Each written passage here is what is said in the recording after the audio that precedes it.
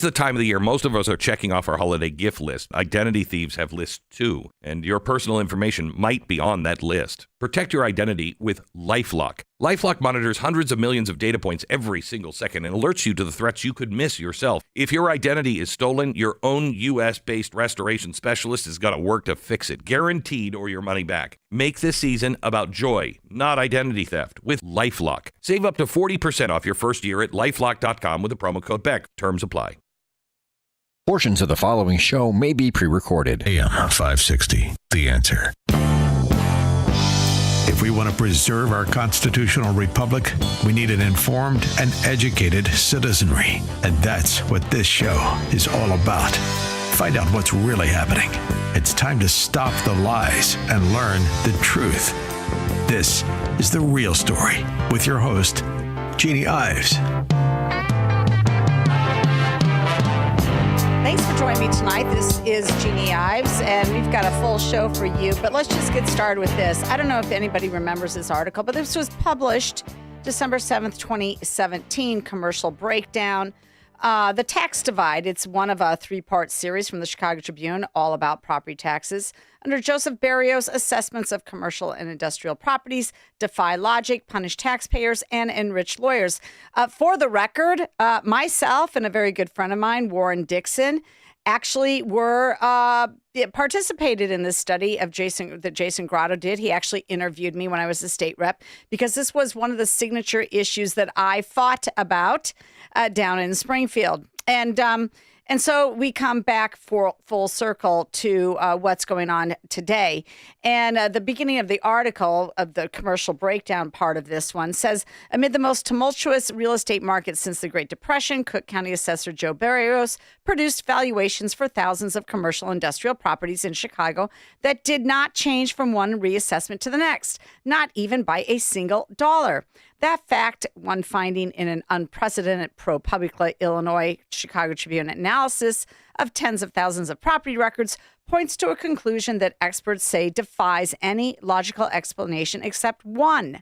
Berrios failed at one of his most important responsibilities, estimating the value of commercial and industrial properties.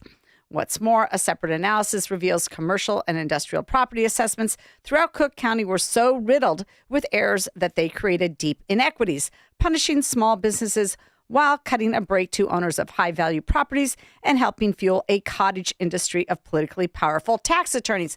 Well, one of those politically powerful tax attorneys, of course, is Mike Madigan, who now sits in a federal penitentiary in West Virginia. He actually should have gone to jail more for what he did as a property tax lawyer, colluding with his clients while he absolutely ran the state and the property tax laws that were benefit to him and his people. So that's why he should have gone to jail, in my opinion, much more so than what he actually did go to jail for. But regardless, he is sitting there for the next 7 years. Good. Glad to hear it. Hope he doesn't get out early. But this brings up, of course, what is happening now with property taxes as the new assessor, Fritz Kagi, has come in and completely redone reassessments. And what you have are stories like this. Take a listen. Will be mailed out at the beginning of July. The Cook County Treasurer's latest study shows those bills are soaring in the south and southwest suburbs. The analysis echoes the I-Team's reporting on the disparities in those suburbs. If you look at this, Cook County Treasurer Maria Pappas says many people will be shocked when they see their latest property tax bills. I'm sitting in my house. I have fewer groceries, and now I get hit with this bill, which is bigger than I've ever seen in my lifetime. Pappas' office released its tax year 2023 analysis, which examined nearly 1.8 million tax bills. In the south and southwest suburbs, the median residential property tax bill increased more than 19%. In some villages, the median bill soared 30% or more. And why are the south suburbs hit harder? Because this year they got reassessed. Homeowners hit hardest, according to the treasurer. Park Forest's median residential tax bill shot up 56% to $7,152. The largest residential increase by percentage was in Dixmoor, with the 122% increase. Pappas says no matter where you live, your bills show you the government agencies that get your tax money. Okay, so you get the drift of it. What happened? A massive reassessment because as Fritz Kage came in and noticed, of course, that Joe Barrios had never increased any of the assessments on a numerous different properties, he knew that something was amiss and he had to do what he had to do. And so that's what you get. Now, that story happens to not be from this year. You would think that it would be from this year, but it's the same story again, just in a different way, different area. And so that's where you get Richard Townsell, who sounded the alarm just 2 weeks ago. And here's part of what he said. You've called this a broken property tax system. Yes, ma'am, it is indeed. And we are doing sort of a Boston Tea Party kind of moment. Oh, I hope we are going to have people bring their property tax bills and have different people give testimonials, folks that are residents, folks that are landlords, folks that are BOMA will be there, the Building Owners and Managers Association. So all sorts of folks, not just in our neighborhood, who see this as a big issue, as Illinois has the highest property taxes in the nation. And so this is a moment where we also believe that we're getting taxation without representation. So we're going to have a nice little bonfire and set a bunch of property tax bills on fire and talk about what our plan is going forward. And they can set them on fire all day long if they want to. It doesn't matter. They're still going to owe massive more taxes, and they're all going to be due December 15th. That date is coming up quickly. It didn't stop with Townsell there. Even more people have been talking about it. Take a listen here. Some Cook County residents are panicking as we get closer to the deadline to pay property taxes, especially some living in Chicago's West and South Side communities. A North Lawndale retiree explains he's had to take on a rideshare job to pay his higher property tax. It's got to change. You will not tax us out of the community. Oh, we are here to stay. They will. This morning, some West Side residents and pastors held a news conference pleading for help as the Cook County property taxes are due in 2 weeks. They fear the higher bills could lead to vacant buildings and homelessness. Yep, absolutely. The people who can least afford to pay are given the highest bills. It means get out of town. Okay. We don't want you in this city anymore. Okay. Treasurer Maria Pappas reports a sharp drop in the value of downtown commercial buildings, paying about $129 million less this cycle because of higher vacancy rates over the years. Conversely, some Black and brown communities on the south and west sides have been undervalued. So, for instance, in West Garfield Park, bills soared 133%. North Lawndale saw a 99% spike. And in Englewood, taxes climbed more than 80%. The nonprofit Sankofa Cultural Arts and Business Center in Austin uses 2 property tax IDs, and its property taxes went up $10,000 just for this billing cycle. And I'm supposed to come up with this money by the 15th. Yeah, that's right. And then March the 1st, I'm going to get another bill for the same thing. Now, how are we as business owners in our community going to be able to service our community? Property owners can have their current bills adjusted. That's enough of that. You get the gist of it. You understand that there's a game. It's a catch-up game right now. So back in 2017, when they did do the 3-part series with the Tribune and ProPublica on the property tax divide, they actually did understand that higher valued properties were underassessed by about 10%, and lower value properties, those mostly in the south and west side, were over assessed at the same time. That you also had businesses where they were playing the game with the tax attorneys and getting their bills lowered every single day because their assessments were changed through a process that most homeowners just can't weed their way through the system to even do themselves, let alone hire somebody to do so. And so it's been catch up after that. Now the system's completely flipped after COVID. You've now seen downtown properties lose dramatically in value. A recent Crain's Chicago Business Reports notes that a vacant retail property on State Street sold for a fraction of its former value last month, in another sign of the corridor's distress. California-based commercial real estate lender Calm Water Capital got $2.8 million for an 8-story, 112,000 square foot property. According to a brokerage firm, the property, which has been empty since Foot Locker closed its store there in 2020, is the latest retail space on State Street to trade at a bargain bin price as the Strip grapples with high storefront vacancy. Anytime you have vacancy like this, folks, you're going to have lower assessments on those properties. But it doesn't mean that your government units, the units of government are spending less, taxing less, levying less. They're not. And so when the reassessments occur, what happens is the residential homeowners are picking up the slack for the businesses that have had a downturn. So this is why you have to be business friendly. But I'm sorry, Chicago residents on the South and the West Side and Mr. Townsell and everybody else. This is the system that you voted for. I assure you, I am darn positive that these guys voted for the politicians that put the entire system in place and has been screwing them over for decades. But until you see a property tax rise like this, I guess you just don't think that it's going to hit you, or you don't believe it's true. See, they've papered over it for so long in Chicago. Their property taxes have always been underassessed compared to the rest of the state for a very, very long time. By the way, when they do this, they absolutely receive more in state funding for education than they should, because the assessments and the assessed value is a huge factor in how much the state says you should be able to pay out of your own pocket, and then the state comes back in and supplements you based on that determination. So it's all a game. It's been played against the suburbs for a very long time. We've been picking up the slack for Chicago, and now apparently the chickens have come home to roost because there's no place else to go to get the money. Businesses are much more savvy at being able to tell these politicians what's been happening with them and to get lower assessments. But the government, nope, they keep spending. So there's going to be a lot more to talk about on this topic.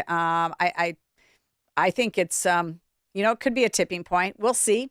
The guy talked about a Boston party 2.0. Well, let's see it. I want to see it. I'm all in. I'll join the fight with you all. And let's get something done in this state.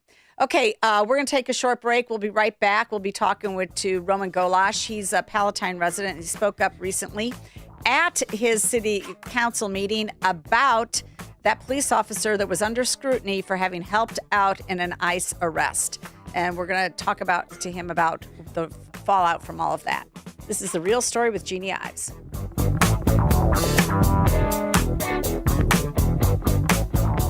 This is Sean Thompson here to tell you about an opportunity for you to promote your business and make a difference this Christmas season. I'm talking about our Food for the Poor Business Benefactor Program. We've partnered with Food for the Poor to provide life-saving food and water for thousands of children and their families over the years. Your business can be a part of this effort. Become a Food for the Poor business benefactor by making a $2,500 tax-deductible donation to Food for the Poor. That donation will help more than 30 kids for the entire year. And when you do that, AM 560 will give you 40 one-minute commercials to air right here, Monday through Friday, from 5 in the morning till 8 in the evening, prime time. And all you have to do to take advantage of this deal is call one of the best guys there is at the company, John Gallagher. You can reach him at 847-472-8950.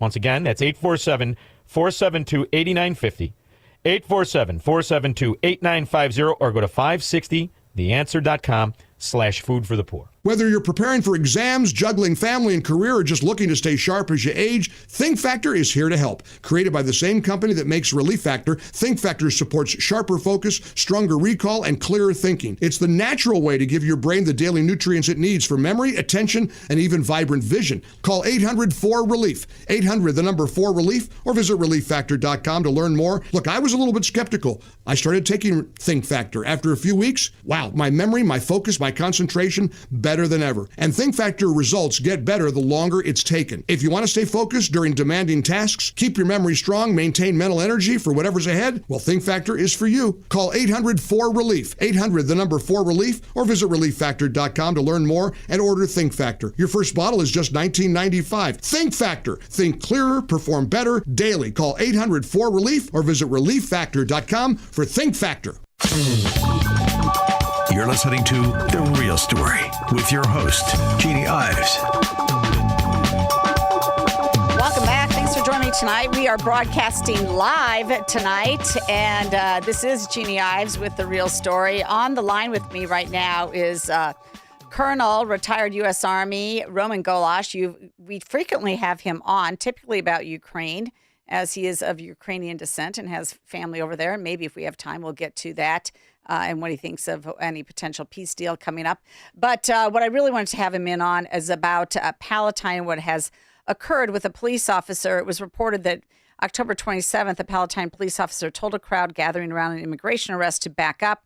Then as people watched, the officer knelt down and secured the hand of a man agents were in the process of detaining, according to body camera video obtained by the Tribune. Of course, he got into hot water for doing that. There were numerous council meetings about it. You had residents coming out saying that this is unfair. And before we get to Roman to comment on this, all I do want to I do want to play something. This is an immigrant woman who showed up to give testimony in Palatine, saying that Palatine needs to somehow come up with a new ordinance that essentially says that, you know, we have to be a welcoming city and that all of it goes. Now, Roman, I don't know. I think you were there at this meeting. This woman held up some sort of red card. And when you get to that part, I want to I'll ask you about that. But here's her comments to the city council. And it's unclear if she is a citizen. Take a listen. Good evening, everybody. My name is Laura Hernandez, like I said. In the last couple of weeks, our community has been living in fear. We feel like our voices are being silenced, and there is little empathy and support from the police and from the mayor.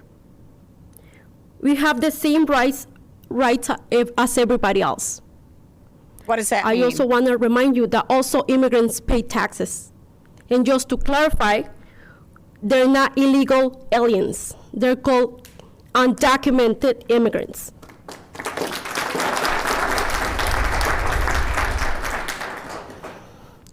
We have the same rights as everyone else.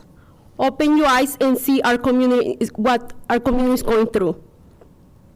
We are living in fear, but we will not stay silent. I just want to ask you, every single one of you that are sitting here, how many of you have to carry this with you everywhere you go? Because this is the time my brown community is living right now. Okay, I actually couldn't understand what she said there at the end, but she did hold up a red card on video. I don't know what that means. But here to discuss the entire incident, because he also gave public comment, is Roman Golash. Roman, thanks so much for coming on The Real Story. Sure.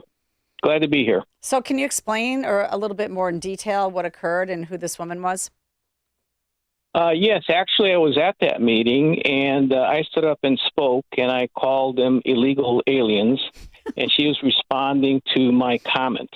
Oh. Now, what she was talking about, I think, is that she has to carry some kind of documentation who she is, and she resents that. But for some reason, I have to carry my driver's license, I carry my military ID everywhere I go. And if I go on a plane, I got to take my passport. What she was referring to was that illegal aliens cannot be arrested. They cannot be sent back. That once they're here, her sense was that, well, they're instant citizens, so to speak. Or someone told her that they are instant citizens. But at that particular meeting, there were about 50 of these people, and they were all not questioning ICE policies per se, but they were more angry at the Palatine Police Department. Even though at the beginning of that meeting, the chief of police clearly stated what happened every single second during that encounter. Mm-hmm. But the people there refused to listen to what the police department said, and they just went off the edge as far as saying that the Palatine Police Department should do anything at all. Now, the situation was that it was an encounter. 3 ICE agents were trying to handcuff a 24-year-old on the 27th at 11:50 a.m., and he was resisting. Well, that's another crime, resisting arrest. That's right. So since he was resisting, they got him to the ground, and he was still squirming, non-compliant, and resisting. By that time, someone called the police. The police dispatched one officer. By the time the officer got there were about 20 people standing around, getting closer and closer to the ICE agent, yelling obscenities at the agents. And it was getting unsafe. The police officer first went and told the people to stand back, and they were still being belligerent. Meanwhile, the 3 ICE agents still couldn't get the cuffs on the guy. The guy was on his stomach. So to help them out, the officer, to de-escalate the situation, which was getting a little bit, unsafe, he went there and he took a wrist, put him back so they could cuff him, and that was it. Now, these people who came to 3 council meetings at Palatine, every single time they were not really addressing the issues. And one time when I spoke, I mentioned about the cost of illegal aliens of being here and the cost of trafficking, the cost of missing kids. None of this mattered to them. And just recently found out that there were 500,000 kids in the last administration that were sent across, and they lost track of 300,000. And so finally, Holman found the whereabouts of 30,000 kids. But there's still about 200,000 kids missing. So these people at the council meeting didn't appear to care about this trafficking, about the drugs, about the kids coming across. They were just upset, really angry that a Palatine Police Department put a wrist in the back of the guy so they can cuff him. Now, some of the people said, well, this is in violation of the Trust Act. Right. And the Trust Act was first enacted by your good friend, Governor Rauner, in 2017, since she ran against Yeah, I famously did a commercial that highlighted his sanctuary state decision. Right. So that was SB 31. Yes, it was. And then it was reenacted in 2021, the Illinois Way Forward Act by our current governor, Pritzker.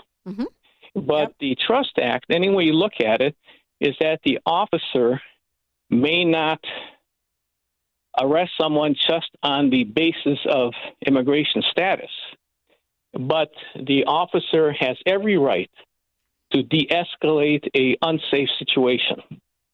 And this situation was unsafe. So 3 meetings at the council, these people were belligerent, yelling. And then I came this past Monday to the meeting, see what happens. And guess what? No one was there. Oh, okay. And did Palatine do anything goofy, like pass some sort of ordinance that's meaningless? No. Good. No, they did not pass an ordinance because they said it would be against federal guidelines. But what they did say, they just reiterated the same thing they were saying during those meetings. Chief of Police mentioned this. City manager at one of the meetings mentioned it, that the Palatine Police Department adheres to the Trust Act and will continue to do so. However, if there is an unsafe situation, the Palatine Police will take action for safeguarding the citizens of Palatine. Right. I mean, how much would they prefer that you just simply have criminal illegals roam their streets? I mean, let's say that this guy was able to break free from ICE and just run away. Is he just not to be pursued by anybody in the police department? Well, that's a good question, depending on how you look at the Trust Act, because in the Trust Act says you can't detain someone just for illegal immigration. But however, he already broke the law by resisting arrest. That's right. So if he resists arrest, this goes beyond immigration status. Now you're breaking the law.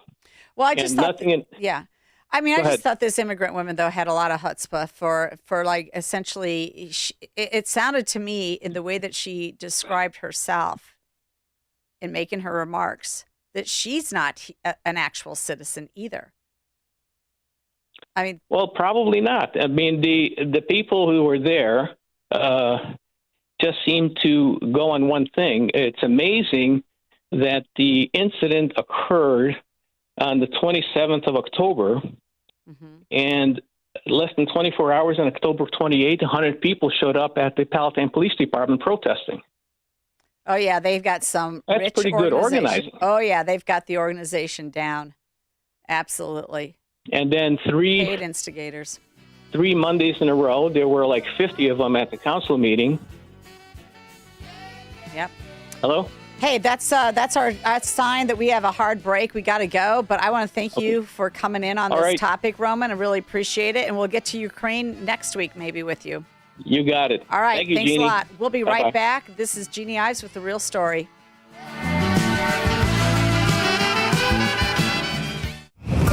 This December could be one that you'll always remember if you enter the Roland's Jewelers 12 Days of Christmas contest. You could win a $200 gift card from Roland's Jewelers in Libertyville. We're drawing 12 winners throughout the month of December, and you could be one of them. Enter today at 560theanswer.com/gift.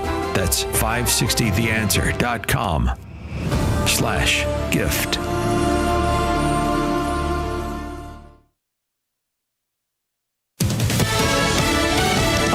I'm Carmen Roberts. New York Mayor-elect Zohran Mamdani posts advice on X on how to evade ICE agents. Know your rights. If you encounter ICE, these are the things that every New Yorker should know. First, ICE cannot enter into private spaces like your home, school, or a private area of your workplace without a judicial warrant signed by a judge. No response from President Trump, who met with Mamdani about 2 weeks ago and said he was confident that he would do a very good job. A federal judge temporarily blocks prosecutors from using key evidence in their bid to seek a new indictment against former FBI Director James Comey. And FBI Director Kash Patel tells Fox News, "We are not finished. We are formulating a plan to make sure that we actually use the Constitution to hold people accountable." Last month, another judge dismissed the case against Comey on charges of lying to Congress. America's listening to Fox News.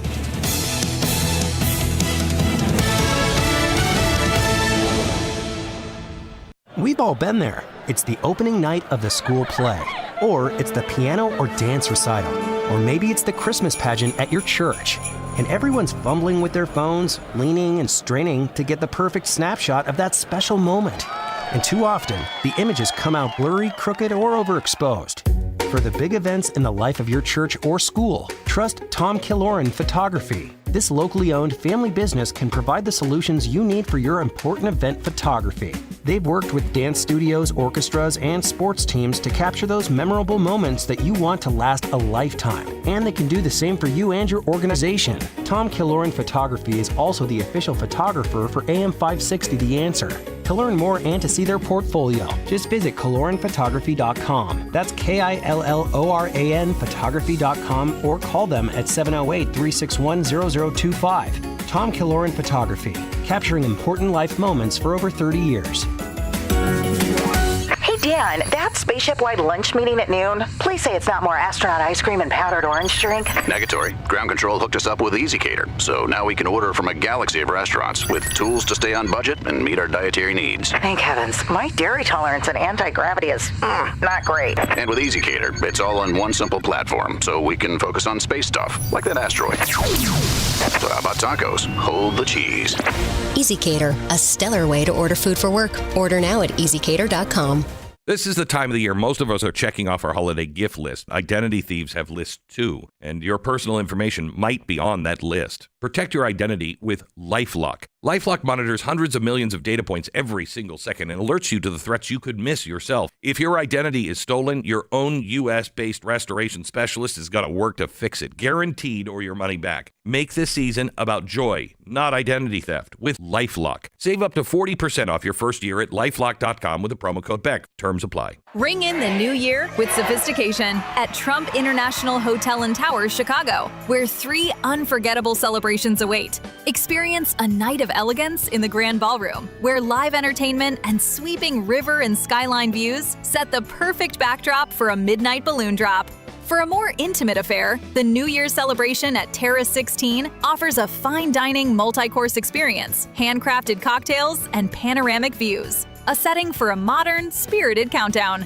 Or elevate your night at the exclusive VIP soiree at Rebar for an evening with Frank, with premium bottle service, curated small plates, and a lively atmosphere, reserved for those seeking the most indulgent night of the year. No matter how you celebrate, welcome 2026 with an experience unlike any other. Only at Trump International Hotel and Tower, Chicago. Book now via Eventbrite.com, search Trump Hotel Chicago, or call 312-588-8000. Hey Chicagoland, your trusted friend Jeff here from JeffBuysYourHouse.com. Over the past few months, I've shared how our veteran-led team serves Chicagoland homeowners. Today, I want to share with you what your neighbors are saying about working with us. Like Mary in Downers Grove, who wrote, "They listened to my concerns about moving from my home of 30 years and created a timeline that worked for me." Or Tom and Carol Stream, who said, "Their team helped me sort through 40 years of memories with respect and patience." This is why hundreds of your neighbors have given us a 5-star Google review and an A+ rating with the BBB. We don't just buy houses. We help people through life's transitions with understanding and care. No repairs needed, no cleanout required, and always on your timeline. Ready to work with the home buying team your neighbors trust? Sell your house to the trusted source by calling us at 630-895-9530. That's 630-895-9530 or JeffBuysYourHouse.com. You're listening to The Real Story with your host, Jeannie Ives. Welcome back. Thanks for joining me tonight. I would be remiss if I did not mention that it is Pearl Harbor Remembrance Day today. Sure, the day that will live in infamy, there's no doubt about it. The day that literally changed the lives of many people for the long term. I think about people that escaped communism following the fall of the Nazis and then the takeover of the Soviet Union. And so many of them had the trajectory changed, had the Allies not come together and defeated the Nazis, what would our world look like now? What would have the Soviet Union looked like at that time? But for well over 40 years, they subjected all of Eastern Europe to just terrible situations of communism. And we have many people in our area that escaped that and that came to America and lived lives and understand the threat of communism and socialism. And so that's why it's really remarkable right now that you had 10 representatives from the state of Illinois recently voted against a resolution or didn't vote at all. And that resolution basically condemned socialism. But Sean Casten, Danny Davis, Chewy Garcia, Jonathan Jackson, Lauren Underwood, Delia Ramirez, Robin Kelly, Jan Schakowsky, Michael Quigley, and Rajat Krishnamurthy, all of them refused to vote in favor of the resolution condemning socialism. That's the state of the state now. That's the state of the state as we remember Pearl Harbor Day today. And that's probably part of the reason that you have such an issue right now with the illegal immigrants, because they've come over and they tend to like socialism. There was no less than 3 articles in the Wall Street Journal about the exploding welfare fraud, which stems because we've got too many people in on the system, in on the fraud, in on the government largesse. That's what we've become. We actually have become somewhat socialist. One article, How Minnesota Became the Land of 10,000 Frauds. Really good title. Why is autism exploding? Welfare fraud is one reason. And Obamacare is a mecca for fraud. This is what we're dealing with. Not just in Minnesota. It's not just in Minnesota. I guarantee you it's here in the state of Illinois and many other states, including red states. But anyway, back to the whole illegal immigrant situation, because that invites the fraud. That's what invited much of the issues that you've had with happening in Minnesota. You've brought in people that, by all accounts, maybe they weren't really asylum seekers. Maybe they didn't really belong here, and they certainly were not assimilated into the country correctly. And so that's why you have problems now with, over 10 million people coming in under the Biden administration. And you've got a bunch of do-gooders trying to protect them at the same time. Here's the Northbrook Village meeting. Here's their mayor discussing what she wants to see happen in terms of ICE and ICE enforcement.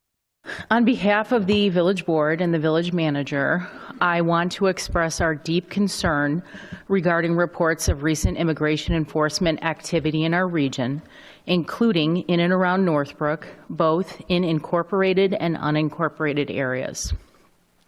These actions create fear and uncertainty among our residents and businesses and undermine the trust that is essential between our community and some of those who serve it. All members of this board and all village officers, including our village manager, village attorney, and all members of the police and fire departments have taken an oath to support the Constitution of the United States and the Constitution of the state of Illinois. That oath is not symbolic. It is solemn and a sworn commitment to uphold the rights and liberties guaranteed to every person under our nation's founding document. The Constitution promises freedom of speech, freedom of assembly, due process of law, equal protection, and the right to live without unreasonable searches or seizures. These are not privileges reserved for a few. They are fundamental rights that extend to all people within our borders. Really? Without question or doubt, know that Northbrook stands firmly for fairness, dignity, and respect for all people. We condemn any actions that intimidate, target, or divide members of our community based on their immigration status or background.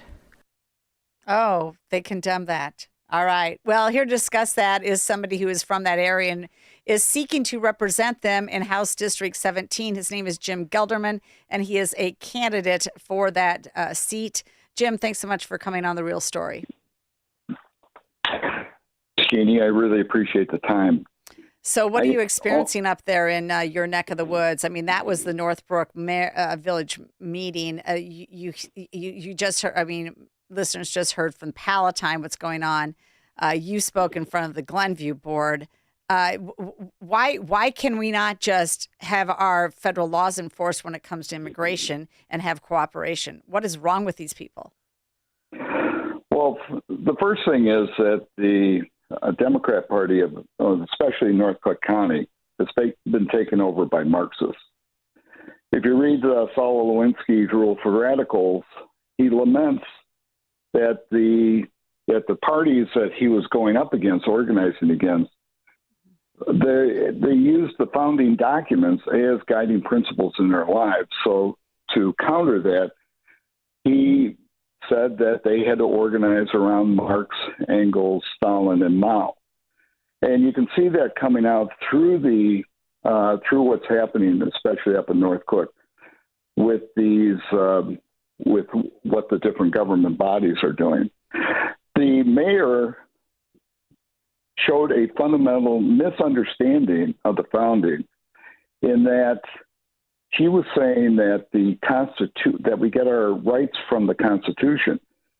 As a citizen of Illinois, I am not a subject of the Democrat Party. I get my rights from God, and I loan powers to the government to protect those rights.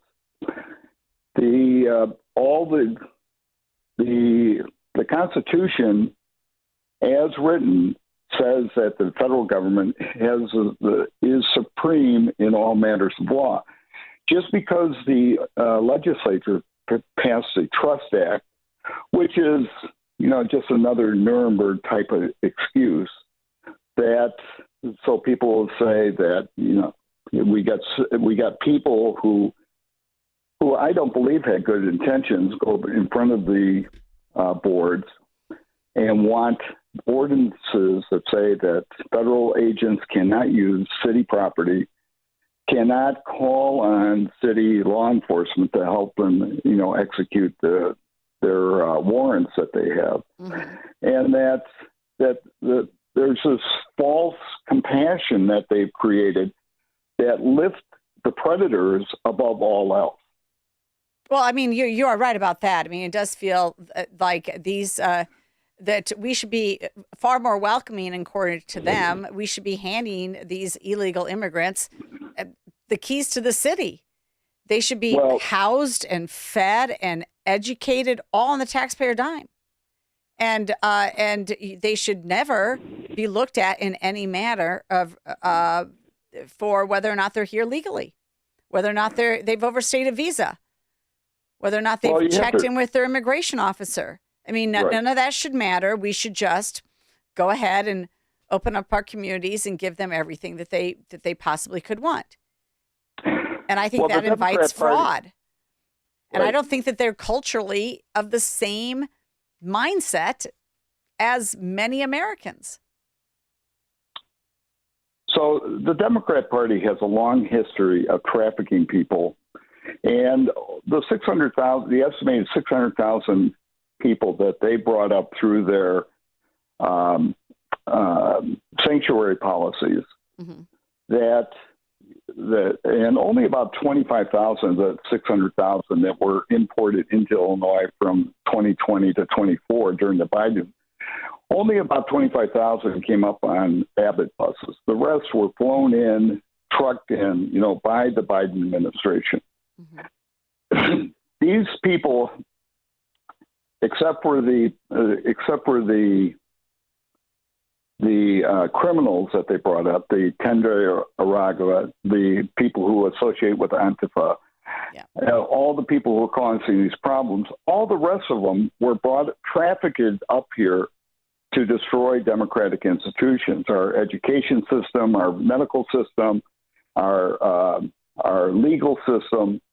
And if we didn't have the Safety Act and cashless bail, a lot of our citizens in Illinois, especially a young woman from Glenview, would be alive today. Yeah. Katie Abraham. Yes. Whose father I have spoken to.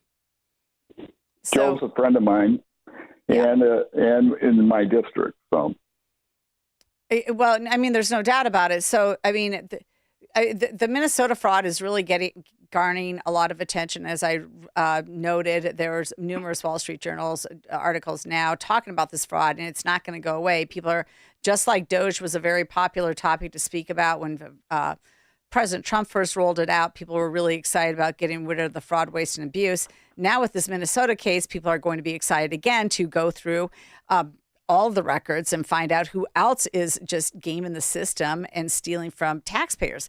And there's no doubt that this is happening. But I think that the fraud's going to be in two ways. One, you're going to see Minnesota-type fraud where people are just receiving benefits for which they have no record of doing any service for. So, whether it's feeding our future, challah meals to the Muslim community that really aren't happening, whether it's that or whether it's all these NGOs that are receiving buku dollars for job training, assimilation, language classes, immigration updates, immigration support, you name it, citizenship classes. They're receiving lots of money to do this. And yet, what are the results of it? There's no accountability for it. And that all needs to be investigated. That is also, we spend millions, hundreds of millions of dollars on those projects. And by the way, you can go ahead and you can just go to our DogeIL.com website and you can go ahead and look at the FY 2026 grants that we have put out. And you can go look at all those organizations that are receiving the money for quote unquote job training, and they're not doing a damn thing. So one of the things that's going on up here, the governor has said that he's not going to share our SNAP and welfare data with the federal government. Right. But these policies are making it very unaffordable for people to live in the Glenview, Northbrook, Evanston areas. They, seniors are selling their house, even if they get the senior break. And there's an income test If you make under $65,000, you get another break on your taxes, on your real estate taxes. But young people can't move into Glenview because of the median price of the house now is $500,000 with an $11,000 a year tax bill. Sure. The low and medium income people can't afford to live here, and we had almost 300 people on the Invest in Kids scholarships up here. We've had a couple schools closed after our squad up here decided that they knew better how to fund education. Laura Fine type people. Mm-hmm. Well, our squad is Robin Gable, Jennifer Gahn-Gershowitz, and Laura Fine. Yeah. So, and we have 3 good Republican candidates running against them. We got Tom Lally running in Senate 9, Pete Donahue in 18, and I'm in 17. And we're going to keep the Democrats accountable and make them spend time in this area. Our goal is to make Senate 9 and the House districts competitive. So that's great. Thank you. Thank you for running. Well, and my opponent has over $400,000 in her war chest, and I want her to spend it here. Yes. And if we can raise our numbers, if we can go from 65-35 to 55-45, then all the statewide candidates will win. And so that's our goal. Our biggest problem up here to make it competitive is I see the same 20 or 30 people at Republican township meetings. It's the reason we're in the state of up in Northcook is because of people are not taking their duties of citizenship seriously. And so, when was the last time they knocked on a door? When was the last time they signed a petition? Yeah. When was the last time they threw $10 into a township? Right. Hey, Jim, I got to go to a break here. I just wanted to tell, how can people connect with you and get involved? My website is jim4hd17.com. All right. And sign up for the newsletter and come out and help us. Oh, there's a big event on Tuesday in Park Ridge at the Pickwick. All the statewide candidates will be there, Republican statewide candidates, and I'll be there for this candidate forum. Great. And I'll be there too. Candidate forum on Tuesday night at Pickwick Place. That's in, I believe, where? Park Ridge. Park Ridge. Okay. All right. Jim, thanks a lot for having me on. We'll be right back. This is The Real Story with Jeannie Ives.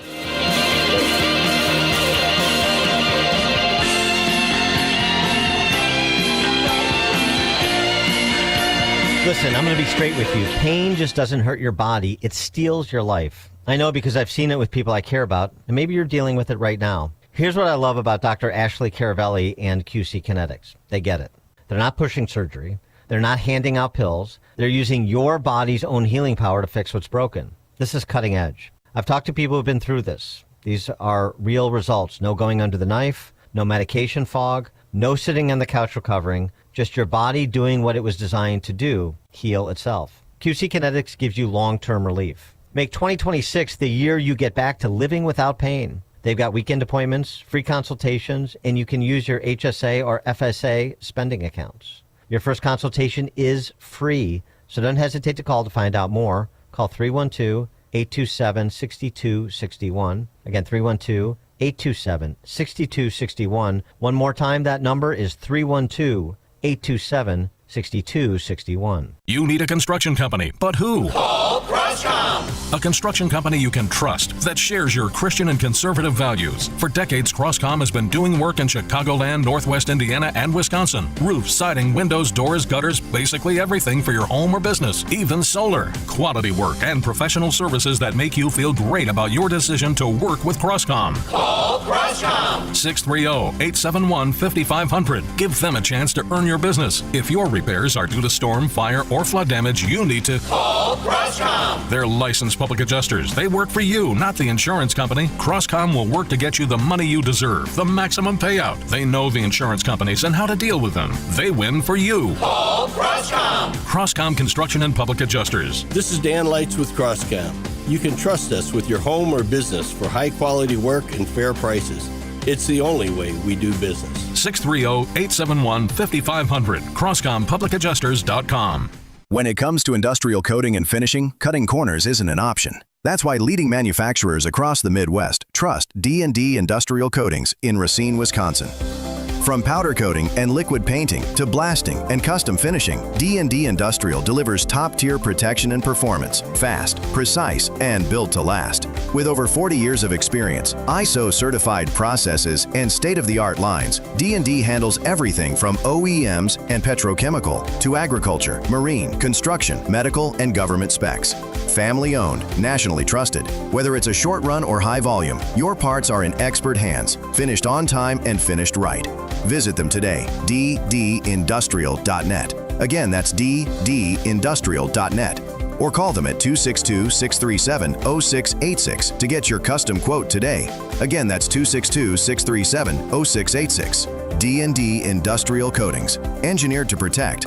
Finished to impress. You know, life moves fast. Staying sharp, focused, and clear-headed isn't always easy. That's why the same company that brings you Relief Factor has developed something brand new, Think Factor. Think Factor is made to help you think clearer and perform better daily. It's a powerful blend of nutrients that unlocks mental clarity and precision, nurtures your memory, boosts your attention. With Think Factor, brain power and performance finally meet for lasting daily results. Supercharge your memory, mental sharpness. Your brain is your most valuable asset, powering your creativity, focus, and daily performance. If you're feeling mentally foggy, give it a try. After a couple of weeks of taking Think Factor, it was a game changer for me. Look, the longer you take Think Factor, the better it works for you. If you've ever thought you want to be more clear, more focused, call 800-4RELIEF. 800, the number 4RELIEF, or visit ReliefFactor.com to learn more and order Think Factor. Your first bottle is just $19.95. Think Factor. Think clearer, perform better daily. Call 800-4RELIEF or visit ReliefFactor.com for Think Factor. You're listening to The Real Story with your host, Jeannie Ives. Welcome back. Thanks for joining me tonight. The phone number here is 312-642-5600. We have Eduardo on the phone from Tampa Bay. Eduardo, thanks for joining The Real Story. Yeah, good evening, Jeannie. You know, I'm watching this thing on Daily Mail yesterday came out with this sniper from the Coast Guard took out this boat, 20,000 pounds of cocaine. Yep. The stuff is on there. It's even Daily Mail had a story last month where a lot of these drugs are going to Belgium. Antwerp is a Dodge city of drug gang infestation. You know, the European Union is over there in Belgium, Brussels over there. The Netherlands PM praised President Trump on these boat kills. You know, and I watch the Spanish news. Remember the caravans? Some of these were the Trinidad that came from Venezuela. Yes, they ended out absolutely. You don't see that. You don't see the media talking about that. This is this is the caravans. That's what the Republicans and President Trump need to bring back in 2026 as we go into the midterms. There are no caravans now, right? As opposed to before. Right. Yeah, they need to bring that up. I mean, I think that the American public's with President Trump on this. I think anybody who says, do you find that the drug cartels are detrimental to the health and welfare of the country and, in fact, are a threat, then they're going to answer yes. And so he's authorized to take out threats like that. He can declare them a terrorist organization, and he's done so. And so I see nothing different than what he did when we had ISIS terrorists that were taken out by drone attack under Obama. Right. There's absolutely no difference here whatsoever. And apparently they have very sophisticated targeting. They know what they're doing in this case, and they know who they're after, and they're not making mistakes. So. Yeah. All right. Thanks a lot. We're not going to be doing any shock and awe or anything like that. So the media is just on a fishing expedition, unfortunately. Yeah, absolutely. All right. Thanks for the call, Eduardo. I appreciate it. Yeah. Okay, we're going to be right back, and you will be hearing my interview with Dr. Aida Chirandola. She is a ER doctor, and she works for Do No Harm. And we're talking about the transgender issue and this abstract that University of Illinois medical students wrote that literally attempts to subvert Trump's EO order on transgenderism and procedures. So you'll not want to miss it. Every morning across Latin America and the Caribbean, a mother wakes to the sound of her child crying, not from play, but from hunger. She has nothing to give, no breakfast, no clean water, only a prayer that today will somehow be different. You can be the answer to that prayer. Right now, through 560 The Answer and Food for the Poor, your generosity provides what every child deserves: food to eat, clean water to drink, and a future filled with hope. Just $150 gives 2 children life's most basic needs: food and water. $300 helps 4 children survive and thrive. To give your life-saving gift today, call toll-free 844-862-4673. That's 844-862-HOPE. Because when you give, you're not just feeding a child, you're giving life. Call toll-free 844-862-4673. 844-862-HOPE. News, opinion, insight. This is AM 560, The Answer. WIND, Chicago. Streaming at 560theanswer.com on the AM 560 mobile app, or tell your smart speaker to play. Arriving on the red carpet, I'm Carmen Roberts, Fox News. This is really a night of joy tonight. President Trump and the First Lady walked on the red carpet tonight at the John F. Kennedy Center in D.C. for the annual ceremony to honor a select group of performers. The president is hosting the ceremony, but first answered reporters' questions, including about the U.S. peace plan for Ukraine. President Zelensky hasn't yet read the proposal. That was as of a few hours ago. His people love it, but he hasn't. Russia's fine with it. On tariffs, the president wants to share some of the billions collected. You know, we're making so much money with tariffs that we'll also be able to make a nice dividend to middle-income people. We're talking about middle-income and lower-income people. We're not talking about dividends to rich people. But tonight will be a night rich with awards and appreciation. This year's honorees are Sylvester Stallone, the rock band Kiss, singers Gloria Gaynor and George Strait, and actor Michael Crawford. Near New Orleans, protesters have been following ICE agents around the town of Kenner, warning people agents are there by blowing their whistles and honking their horns. But GOP Senator John Kennedy of Louisiana tells Fox News the Trump administration is sending in ICE agents to enforce the law. And all we're doing is enforcing the law. Look, the best way to avoid ICE is don't be in our country illegally. Duh. Meantime, in the Chicago metro area, social media video shows protesters throwing snowballs amid a standoff with federal officers in the city of Elgin. Demonstrators shouting as agents deploy tear gas. Some protesters arrested, and there was a car crash. And Notre Dame's left out of the playoff while Alabama and Miami get in. And so the Fighting Irish say they have turned down an invitation to play in the Pop-Tarts Bowl in Orlando. America's listening to Fox News.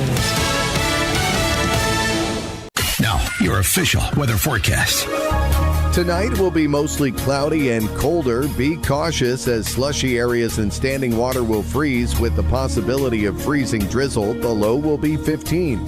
On Monday, expect mostly cloudy skies and very cold temperatures with a high of 24. I'm meteorologist Jason Caterina on AM 560, The Answer. Get the latest weather, traffic, and news updates online at 560theanswer.com. Hut, hut. Listen up and listen up good. If you're tired of run-of-the-mill gifts, then get on over to aviatorfuel.com. You'll find unique military-style cocktail books and barware to go with it. At aviatorfuel.com, we've got the perfect gift for any soldier, sailor, Marine, or just red-blooded American.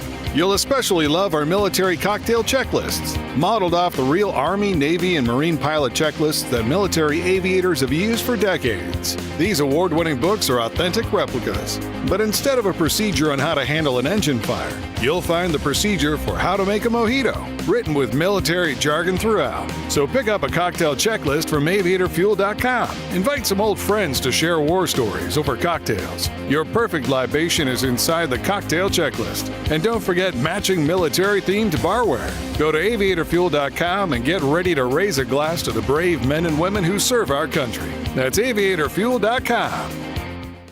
Hey, Dan, that spaceship-wide lunch meeting at noon, please say it's not more astronaut ice cream and powdered orange drink. Negatory. Ground control hooked us up with EasyCater, so now we can order from a galaxy of restaurants with tools to stay on budget and meet our dietary needs. Thank heavens. My dairy tolerance and anti-gravity is not great. And with EasyCater, it's all on one simple platform, so we can focus on space stuff, like that asteroid. So how about tacos? Hold the cheese. EasyCater, a stellar way to order food for work. Order now at easycater.com.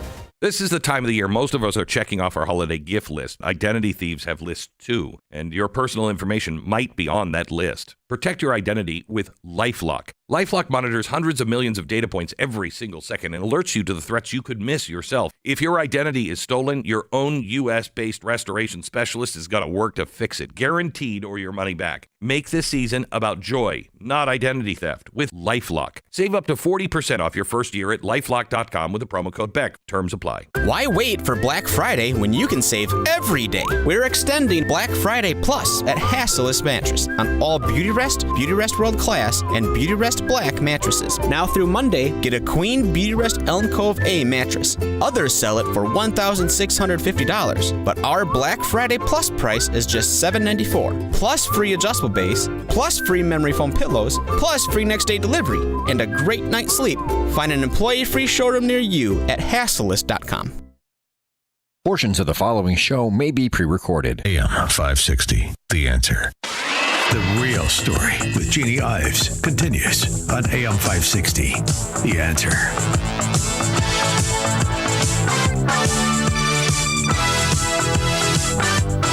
Welcome back. This is The Real Story with Jeannie Ives. And on the topic of transgender, as you know, it's been reported widely this fall that there's a surprising shift taking place in the gender and sexual identities of young Americans. Data from Heterodox Social Science Report says that there's a decline of trans and queer identity among young Americans. And it shows that this is a significant decline. In fact, it's probably halved in just 2 years. So this is a very good development. As we know, Abigail Schreier has pointed out that there's been pretty much a contagion, especially among young people, in regards to adopting a different gender or sex than what they were actually born with. It's very concerning. It's had implications across the landscape, not just medically, but in our school systems. And I've noted before that my own school system here in what was known to be conservative Wheaton has allowed administrators to socially transition children behind parents' back. This is nefarious and evil. And so when it comes to this topic, there's no amount of discussion that needs to occur. As we know, Trump had a phenomenal executive order that essentially said that there are only two sexes, male and female, and specifically that federal funds shall not be used to promote gender ideology. We're going to go into that in much more depth. But I did want to point out this very, very lengthy article that just came about from the Free Press. It's written by Lior Sapir, and it's titled, "We're All Just Winging It, What the Gender Doctors Say in Private." I'm just going to read the opening on this because I think it's really important to set the stage about what we're going to talk about in this particular interview. He writes, "At their conferences closed to outsiders and the press, the gender clinicians allowed themselves to speak freely. They spoke about the boys who said they wanted to be girls and the girls who felt they were meant to be boys, and the medical and surgical interventions that would make them appear as the opposite sex. The clinicians also discussed new procedures for a new type of patient, some of them adolescents, who wanted to be made to look as if they had no sex at all." In one of the videos obtained exclusively by the Free Press from the 2021 conference of the U.S. Professional Association of Transgender Health, Amy Pekin, a social worker with the transgender health program at the Oregon Health and Science University, spoke about one such case. Pekin told the audience about Sky, who she described as an 18-year-old recent high school graduate who was living on his own for the first time. Pekin explained that Sky expressed his desire to look like a Barbie down there. Sky, Pekin said, reported being asexual, never having had sex, and having no desire to have sex in the future. Indeed, Sky did not want to feel any pleasurable sensation and hoped removal of all erogenous tissue would be possible, according to Pekin. Not so long ago, a patient like Sky would have been given a psychological evaluation and offered mental health counseling, but in the evolving world of gender medicine, clinicians now want to help young people like Sky achieve their gender goals. Again, this is a very lengthy article. I highly recommend people go to the Free Press and read it. It continued on. One of the biggest revelations from the recordings is how these clinicians acknowledge performing unproven, seemingly experimental treatments, only it appears there is often no protocol being followed, no formal research being conducted, and no ethics board approval being sought. These practitioners say their goal is to fulfill the embodiment desires of their patients, whatever these may be, and doing this may require deviating from guidelines. So essentially, they are doing rogue medicine that is not based in reality. And here to discuss that with me is Dr. Aida Cherundolo. She's a senior fellow at the Do No Harm and a board-certified emergency medicine physician. She's a graduate of the University of Massachusetts Medical School and completed her emergency medicine residency at the University of Massachusetts Medical Center. She has been practicing clinical emergency medicine for over 20 years. She has been part of Do No Harm. They represent physicians, nurses, medical students, patients, and policymakers focused on keeping identity politics out of medical education, research, and clinical practice. They believe in making healthcare better for all, not undermining it in pursuit of a political agenda.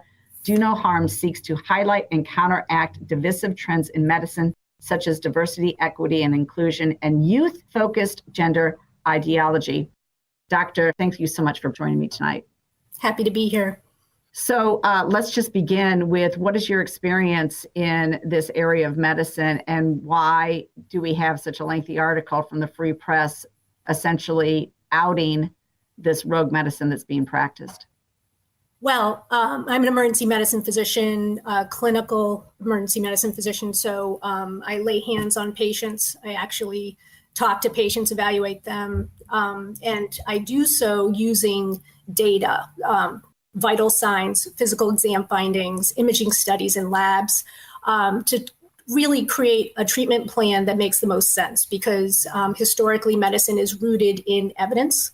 And what's concerning about the infusion of gender ideology into medicine is that it's decoupling medicine from evidence, so that we no longer discuss biological sex, which is rooted in reality, biological reality. But now we're discussing a really nebulous idea of gender, which is how someone feels on the inside that is disconnected from their biological sex.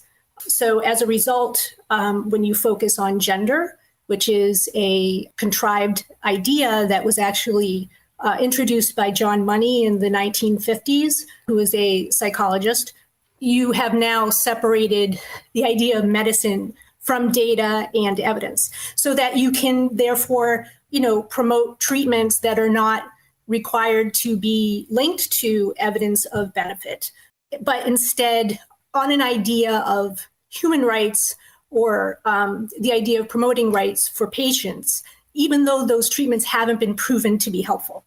And I think that the world is waking up to the reality that these treatments are not helpful. And you've seen a number of detransitioners. Probably one of the more famous ones in America is Chloe Cole. And when you hear her story about literally her healthy breast being cut off at 16, and the fact that she had hormone treatment starting at age 12, and then came to realization not that long after that, like, this is all a huge mistake. I just need to grow out of it. I mean, there's real harm. And yet part of the reason that we're here talking today is because your organization picked up on this abstract written by two medical students and an administrator at the Carle University of Illinois Medical School. And they seem to still want to promote the idea that you can change your sex, which is not rooted in truth. And so we've got this disconnect between what we know is truth, and then we've got medical professionals with all the degrees behind their name, and some attempting to get those degrees, saying that, no, we need to still go down this path. Why cannot the medical profession get their head around this and actually look at the science? Well, sadly, this isn't new. In medicine, there's been lots of historical atrocities that have happened due to doctors infusing ideology in medicine. So this is just another example. But we should really learn from our mistakes and try not to harm patients and kind of stick to the facts. So I think what this article, which I found striking, it's called The Role of Medical Training in Ensuring Gender Affirming Care Access in 2025 and Beyond. This article is extensive, but what's really interesting about it is it does not make any reference at all to any of the systematic reviews, the multiple systematic reviews that have been completed in other countries that have all arrived at the same conclusion that there is no real evidence of benefit for children to be placed on puberty blockers and cross-sex hormones, but that there is a risk of harm, that there is no real way to diagnose definitively a child as transgender with a transgender identity that will persist into adulthood. Knowing that there is no way to make an accurate diagnosis, you are therefore taking a chance and transitioning children who may then realize after the fact, after they've grown a few years and developed to their full maturity, brain-wise and otherwise, that they actually weren't transgender back when they were younger, and perhaps it was a phase, which there are plenty of studies that show that most children actually do desist. Children with gender questioning or gender nonconforming behaviors, as children who are allowed to progress through natural puberty, most do desist. So puberty actually is the treatment for that in most cases. And if you can't make an accurate diagnosis, you will automatically have people who are harmed because they were inaccurately diagnosed, and now they have the repercussions of their treatments that are irreversible, which includes sterility, reduced bone health, cardiovascular health, complications from surgeries. And you've taken a healthy body and you've made it unhealthy by disrupting healthy physiology, because these patients are not unhealthy. They are healthy, but they are being made unhealthy by the treatments. I found it also interesting, back to the Free Press article, we're just all winging it, what the gender doctors say in private. They did talk about the origins of this whole transgender thing. It actually began with transsexuals. They say that the origin of pediatric gender transition began in the late 20th century as a cosmetic solution to a psychological problem. Until then, the entire field of gender medicine was tiny and primarily focused on adult transsexuals. These were largely middle-aged men seeking to pass as women. And apparently in the 1990s, they put this idea in the head that you could actually transition, something called the Dutch Protocol. The word transsexual was discarded, and transgender became a catch-all term for anyone whose inner sense of gender was at odds with sex. And then now they've decided that transsexual men who were not feeling that they still had problems after quote unquote transitioning, they decide then to say, well, maybe they needed to transition earlier, which then started the whole pediatric idea, or transitioning kids in as teens. Now, I find it problematic for me, and I'm not a practitioner, I'm not a doctor at all, but I just think that a lot of us want to say, well, you can't be doing this on minors. But if an adult wants to do it, then so be it. They're an adult. What is the opinion of do no harm in that respect? Should we be differentiating between the two procedures if you really truly can't change your sex? Well, adults make all kinds of decisions that are questionable. So I think this is just one small example. I would deem it questionable for myself. I can't comment on somebody else who might feel that way. People get nose jobs, they get breast implants, they get all kinds of things to make themselves feel, more aligned with what they feel on the inside. And that's essentially what gender interventions do. They don't change your sex. And I think the difference now is that back when people were studying this, decades ago, I don't think there was ever an idea that you were literally changing your sex. I think it was well established that this was a way for adults to feel more comfortable with whatever they felt on the inside by making cosmetic changes. But those adults never really felt that those cosmetic changes, I can't imagine that they felt that it actually changed them into a different sex. Now, what is being promoted is the idea of we're removing the idea of biological sex and relying only on gender, which has no biological basis. So therefore, it's like an open season on anything that you want to be, like that article relates to having no genitalia, looking like a Barbie doll. I mean, that's not normal human anatomy.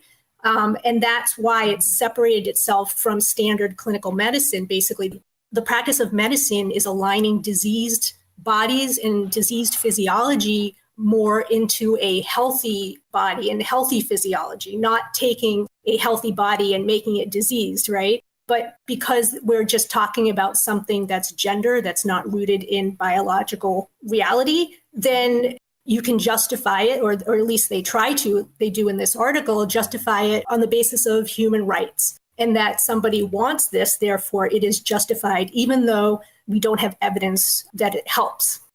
Okay, we're going to take a short break. We'll be right back with Dr. Cherundolo, and I want to get back to the University of Illinois in this abstract written by an administrator and 2 medical students, and find out if there's anything that we can do to, bring it to the attention of the Trump administration. We'll be right back. This is The Real Story with Jeannie Ives.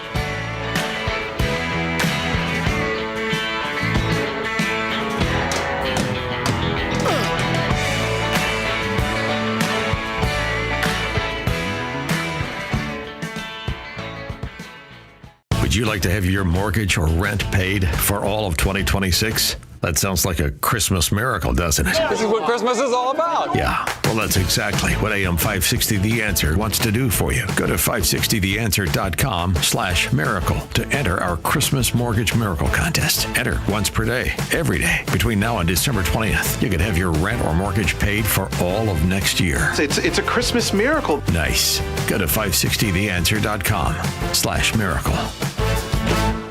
Making the switch to a new communications and IT company may seem like a big ordeal, but if you're not getting the reliable support, consistent internet, and secure solutions your company needs, meet Access One, your local Chicagoland IT experts. Access One has been powering Chicago businesses with secure, reliable IT solutions for over 30 years from our headquarters right here in the West Loop. Whether it's VoIP phones, dedicated internet, managed cybersecurity, cloud backups, or 24/7 support, Access One is here for you. Serving thousands of companies from Naperville to the North Shore, Access One is Chicago-owned and Chicago-run, a trusted IT partner for law firms, clinics, tech startups to manufacturers.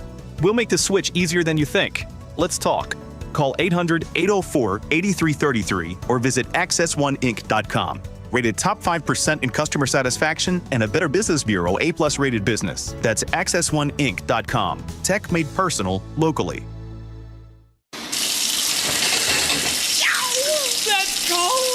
Don't get stuck with a cold shower this fall. Give CenterGuard Plumbing a call. Get a new 40-gallon water heater installed for just $1,195 for standard installation, or a 50-gallon heater for $1,295 standard installation. A proud new sponsor of AM 560, CenterGuard is offering specials on new water heaters. Don't wait. The cold temperatures are coming, and the same can happen to your water heater. If you're having hot water issues or your water heater's over 8 years old, take advantage of this fall special today. CenterGuard Plumbing is Chicagoland's same-day water heater experts. Call before noon, and they can schedule your repair or install the same day on in-stock water heaters. They'll even haul away your old one, no charge. You're only a text away from install today. Call 847-406-8883. Mention AM 560 to receive fall special pricing. That's 847-406-8883. Call or text 847-406-8883 or visit CenterGuardPlumbing.com. A great smile can make you feel happy and confident. So when you consciously conserve your teeth, that glowing smile will show through. At Best Dental Group, Doctors Economos, Gavalis, and their staff are ready to help you create that perfect look or maintain the one you have now. Along with general dentistry, Best Dental Group is a multidiscipline practice with an orthodontist, periodontist, and prosthetic specialists on site. They use the newest breakthroughs in dental technology such as titanium implants, Invisalign clear braces, and laser treatments. Don't let fear get in the way. They can recommend sedation to make your experience as comfortable as possible. Best Dental Group is located in historic downtown Bartlett and is a multilingual office. Call 630-830-4930, 630-830-4930, or visit bestdental.org. Best Dental Group, sharing your conservative values and helping you to conserve your teeth. When it comes to vaping, the truth can get clouded. So let's make it clear. Vaping is not safe for kids, teens, or young adults. It's just not. Because vaping can put microscopic particles into your lungs. And dangerous things like metals and volatile organic compounds into your body. And nicotine. the same highly addictive substance found in regular cigarettes. Nicotine can harm a person's brain development through their mid-20s, affecting learning, memory, attention, and impulse control, and priming the brain for other addictions. Vaping products also come in kid-friendly flavors that can make them appealing to youth. And many kids also use other drugs, like marijuana, in vaping devices. With appealing flavors, high nicotine levels, and lots of promotion on social media, many kids think vaping is harmless, but it's not. So talk to your kids about the risks of vaping, because when you talk, they hear you. For more information, visit underagedrinking.samhsa.gov. You're listening to The Real Story with your host, Jeannie Ives. Welcome back to The Real Story with Jeannie Ives. I'm still with Dr. Aida Turundolo of Do No Harm. She's an ER doctor, we were just discussing this abstract written by 2 medical students and an administrator at the University of Illinois Medical School. And I wanted to get more into the details of this abstract because these 2 medical students, they are pretty lengthy about how we need to keep gender transitioning going, and they don't separate between adult transitioning or pediatric transitioning. And in fact, they put out 5 different things that need to still happen: curricular integration, faculty development, research and scholarship, clinical training, continuing education. They are all in to keep the gender transitioning going from a medical standpoint. And yet you have a conflict with the Trump administration, who said that they are going to base federal policy on truth. It's critical to scientific inquiry, public safety, morale, and trust in government itself to do so. Do you think that, given this abstract and its dissonance with Trump's executive order on there's only a binary sex, that they are maybe in trouble financially because no federal money can go to any research or procedures that are against this executive order?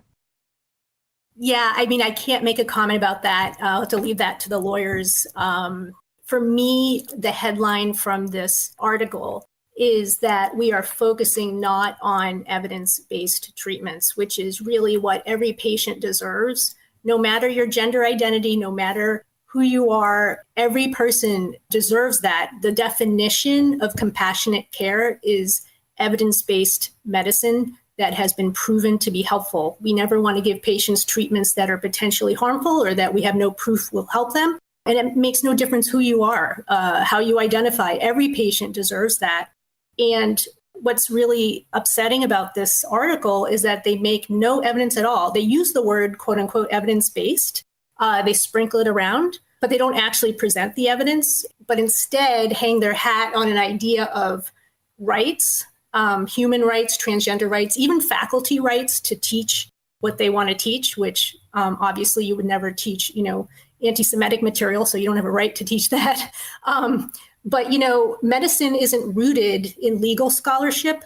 It's rooted in scientific analysis and data that shows that treatments work. It's a very objective scientific practice. So we don't use legal terminology to determine whether treatments should be given or not.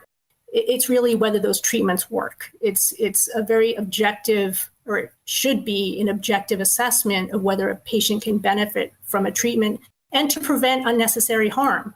The idea of the detransitioners, they commonly say, oh, regret is rare. Well, actually, we have no way to measure regret. Lots of these patients are lost to follow-up. We have no idea the actual number of patients who have regret and have detransitioned. We have no specific diagnosis code in the ICD-10 system. It's a diagnosis coding system for billing that the CDC houses, and we, do lots of research with this data. We can't even do research on detransitioners because we have no codes for them. So they're essentially lost in a, sea of codes, and they're camouflaged by the idea that it's rare. We have no way to really know how rare it is. Well, I mean, let's be honest. If you're going to go in there and redirect critical bodily functions of people, I think that you're going to have problems. And I think that's just common sense. And the fact that the medical community does not have this type of data and research after literally decades of these transitionings occurring is really problematic in my mind. And so I appreciate Do No Harm and what they're doing to raise awareness about this. We only have about a minute left. Could you just tell my audience about Do No Harm? And I believe you still have on your website a list of schools where they're teaching transitioning and they shouldn't be, or don't you have like the good list, bad list of medical schools? Oh, we do have the Stop the Harm database. Okay. It's a database that shows which hospitals, from the insurance data that was gathered, which hospitals perform gender procedures on minors. Well, it should be getting close to zero, considering Trump's going after these folks and taking away their grant money. And I certainly hope with this interview that we get some attention on this to what potentially, the University of Illinois, which is a taxpayer-funded organization and receives lots of federal grant money for research, hopefully that they get control of these two medical students and this administrator, Mr. Dahlgren, who is the assistant dean for accreditation. Hopefully there's a little bit of heat that comes on them after publishing such a blatant abstract that actually doesn't conform with the Trump EO, nor does it conform with common sense. So I want to thank Dr. Aida Cherundolo for coming on at The Real Story with Jeannie Ives and discussing this important topic. Thanks for your time tonight. Thank you so much.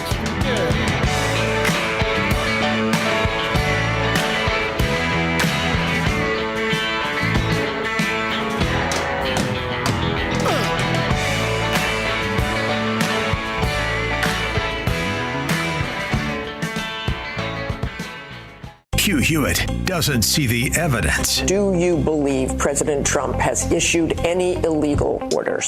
To my knowledge, I am not aware of things that are illegal, but certainly there are some legal gymnastics that are going on with these Caribbean strikes. Why can't someone answer the question?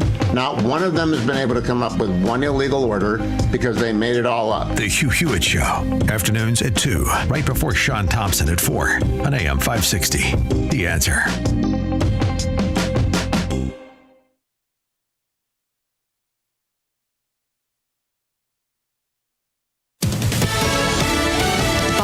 I'm Carmen Roberts. New York Mayor-elect Zohran Mamdani posts advice on X on how to evade ICE agents. Know your rights. If you encounter ICE, these are the things that every New Yorker should know. First, ICE cannot enter into private spaces like your home, school, or a private area of your workplace without a judicial warrant signed by a judge. No response from President Trump, who met with Mamdani about 2 weeks ago and said he was confident that he would do a very good job. A federal judge temporarily blocks prosecutors from using key evidence in their bid to seek a new indictment against former FBI Director James Comey. And FBI Director Kash Patel tells Fox News, "We are not finished. We are formulating a plan to make sure that we actually use the Constitution to hold people accountable." Last month, another judge dismissed the case against Comey on charges of lying to Congress. America's listening to Fox News.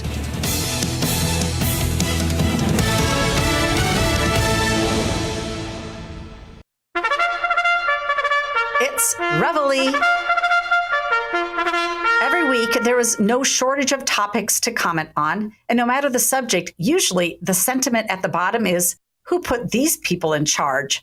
This week is no different.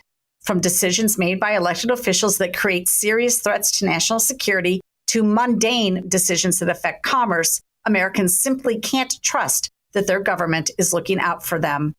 The horrific shooting of 2 National Guardsmen last week by an Afghan asylee was a failure on multiple fronts.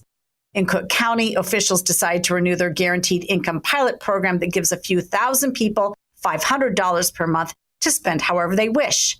To most, that makes no sense at all.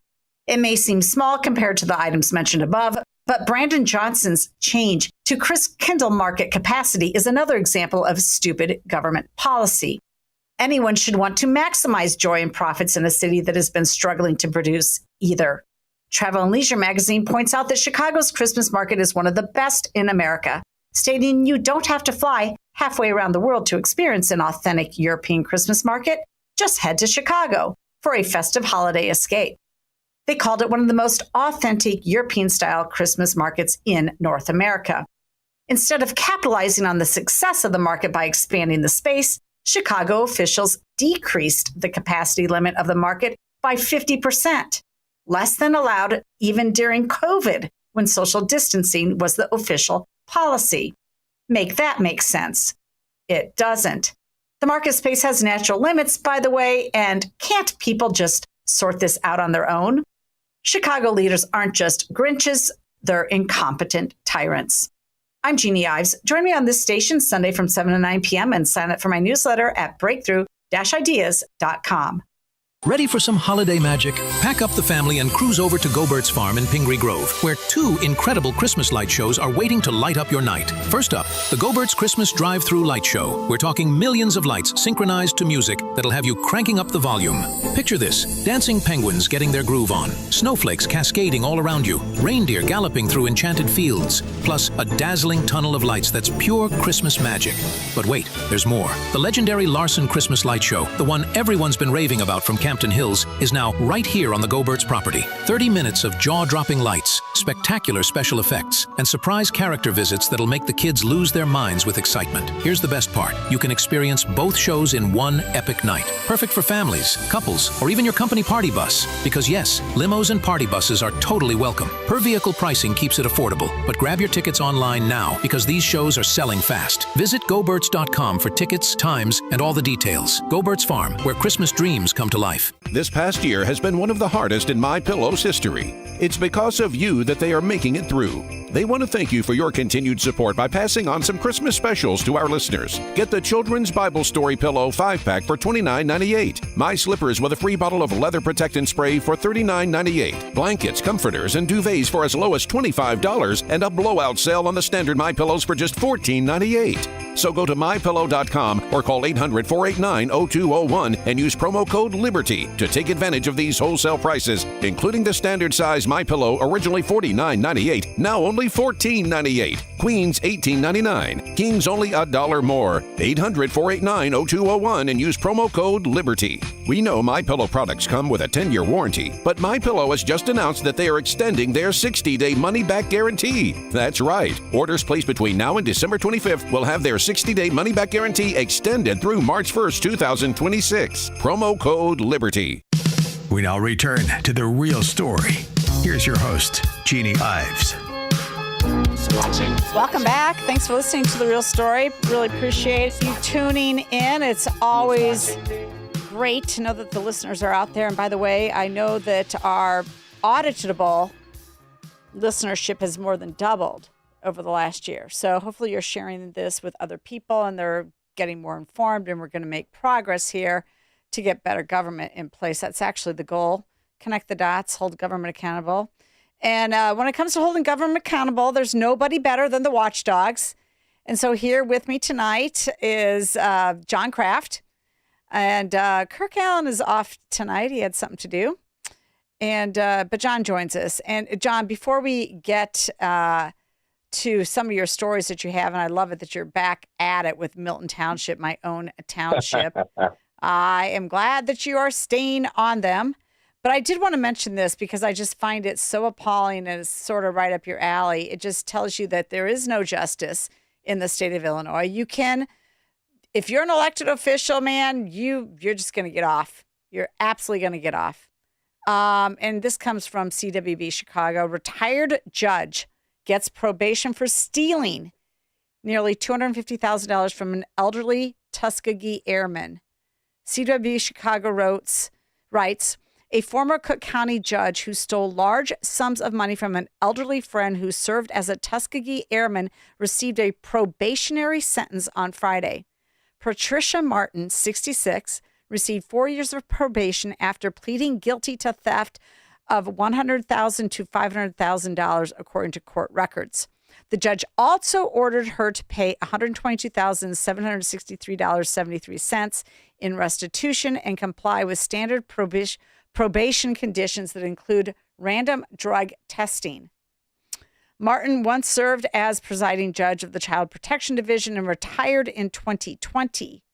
Prosecutors initially accused her of stealing nearly $250,000 from then 95-year-old Oscar Wilkerson, a longtime friend whose finances she controlled under power of attorney.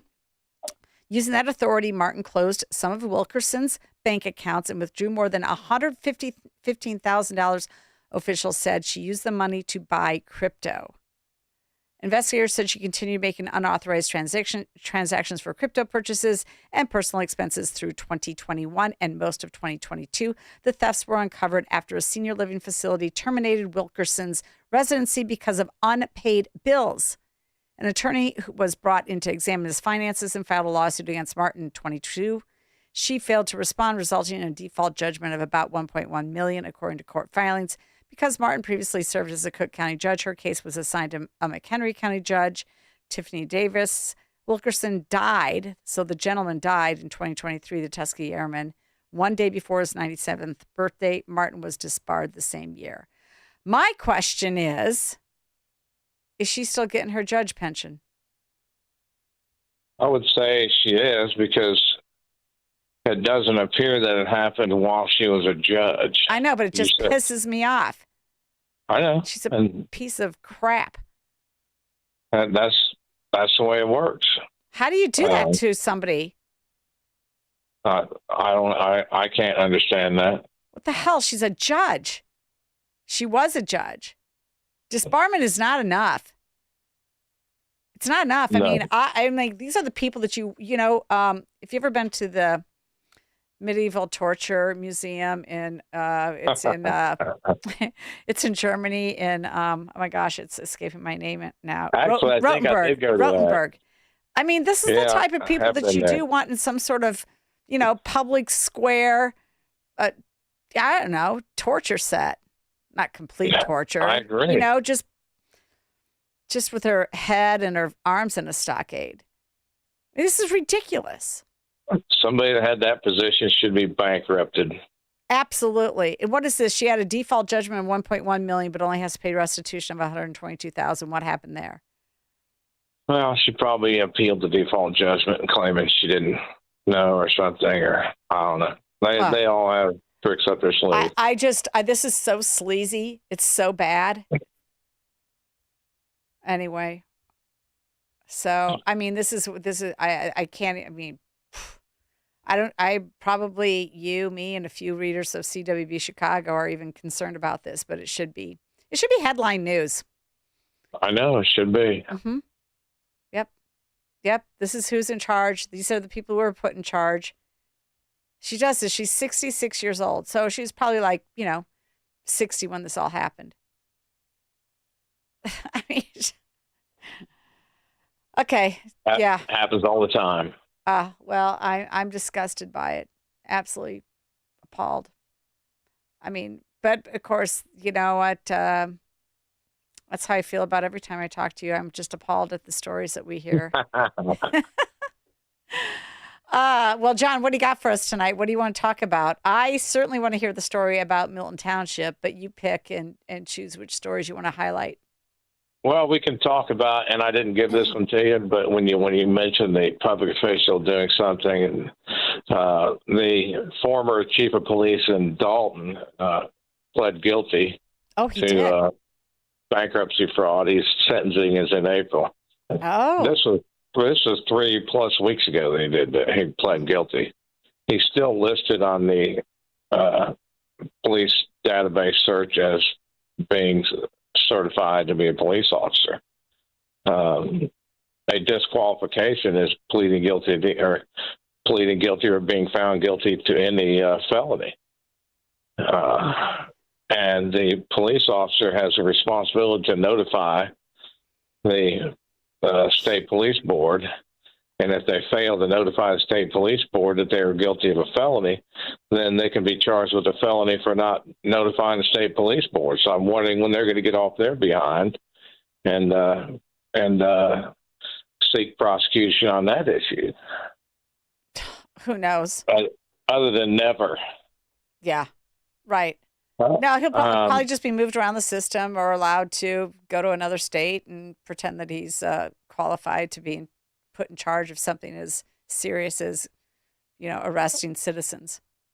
Yeah, he'll probably be on the state parole board or something, getting paid $95,000 a year for that. Speaking of police stuff, do you remember Hanover Park?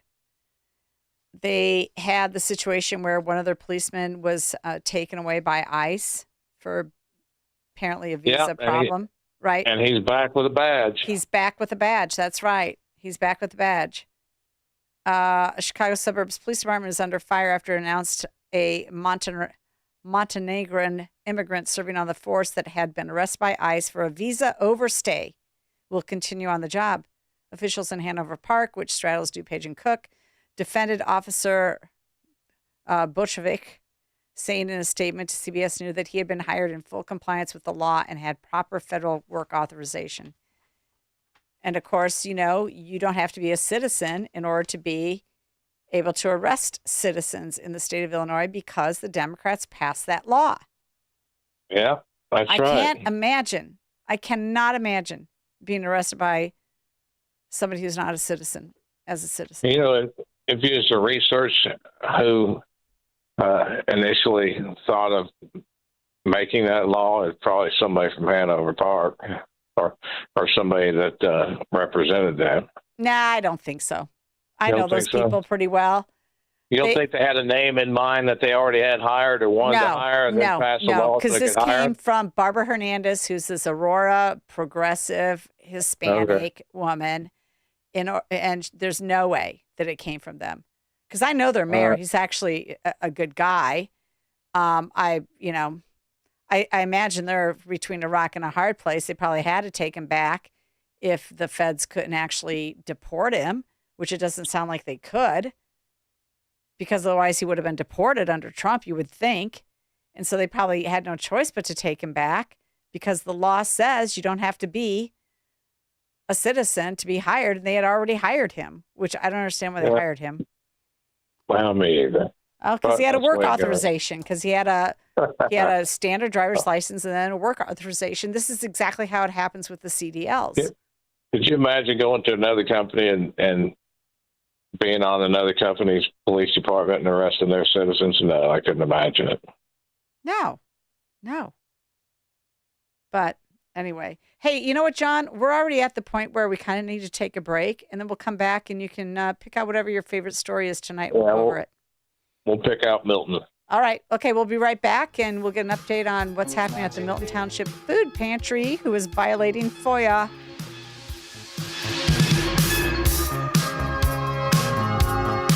The holidays are here again, and it's really getting cold outside. It's time to snuggle up by the fireplace with a delicious mug full of Bob's Belgian hot chocolate. Oh my gosh, it's so good. Each sip is so rich, so luxurious, and oh so chocolatey. Bob makes his hot chocolate with 100% imported Belgian chocolate, and it's so easy to make. You just stir it into hot milk and voila! You just made yourself the best hot chocolate ever. You can buy Bob's Belgian hot chocolate mix and sticks online at bobsbelgianhotchocolate.com or visit us at Chris Kindle Markets at Daily Plaza, Wrigley, and Aurora. Come on out and join in on all of the holiday fun with visitors from all over the world. We can click our glasses and wish each other good cheer with a delicious mug full of Bob's Belgian hot chocolate. Oh my gosh, it's so good. bobsbelgianhotchocolate.com. We've all been there. It's the opening night of the school play, or it's the piano or dance recital, or maybe it's the Christmas pageant at your church. And everyone's fumbling with their phones, leaning and straining to get the perfect snapshot of that special moment. And too often, the images come out blurry, crooked, or overexposed. For the big events in the life of your church or school, trust Tom Killoran Photography. This locally owned family business can provide the solutions you need for your important event photography. They've worked with dance studios, orchestras, and sports teams to capture those memorable moments that you want to last a lifetime. And they can do the same for you and your organization. Tom Killoran Photography is also the official photographer for AM 560 The Answer. To learn more and to see their portfolio, just visit KilloranPhotography.com. That's KILLORAN photography.com, or call them at 708-361-0025. Tom Killoran Photography, capturing important life moments for over 30 years. This past year has been one of the hardest in MyPillow's history. It's because of you that they are making it through.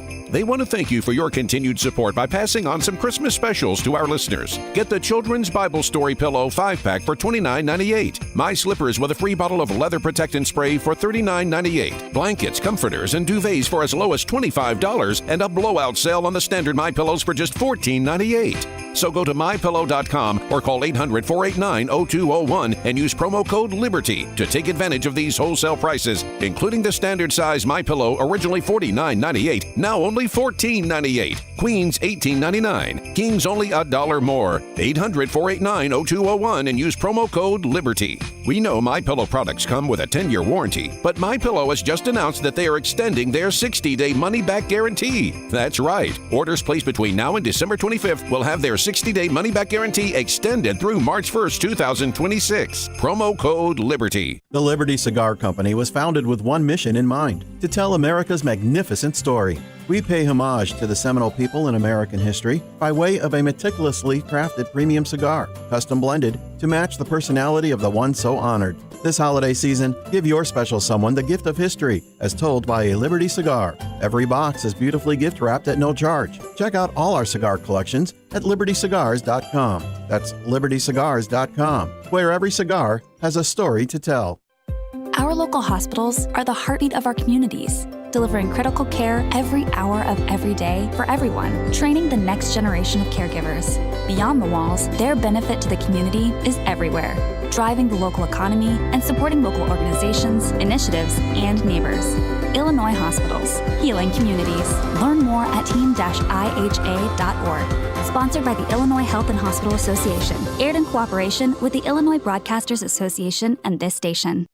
You're listening to The Real Story with your host, Jeannie Ives.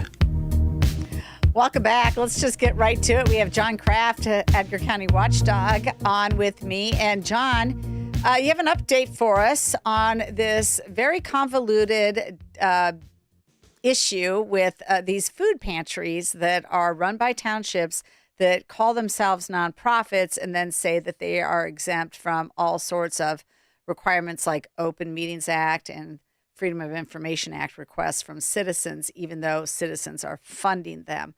It makes absolutely no sense. There obviously needs to be a law passed specific to them because they are all doing this, and it's a big problem. What's the update with the Milton Township one? Well, as we mentioned a month or two ago, Milton Township has a food pantry. The food pantry uses the township personnel, township equipment, township vehicles, township funds, township telephone, website, internet services, vehicle insurance, fuel, and payroll. It'd be easier if you listed what they don't use that's township owned. And township officials on the board of the food pantry. But the township says they're not a public body. They're not a subsidiary body of the township, and they have never been conferred as the official food provider, charitable food provider of the township. Nobody believes that. Nobody actually believes that. Oh, I know. And you know, they're using the township even, and I sent you a photo of the vehicles. Mm-hmm. It's a municipal plated vehicle with the Milton Township logo on it and Milton Township Food Pantry in great big letters all over it. If that isn't conferring their official status as the official charitable food provider in the township, I don't know, especially when, if you want to talk to them, you call the township. Even if you want to visit them, you go to the township.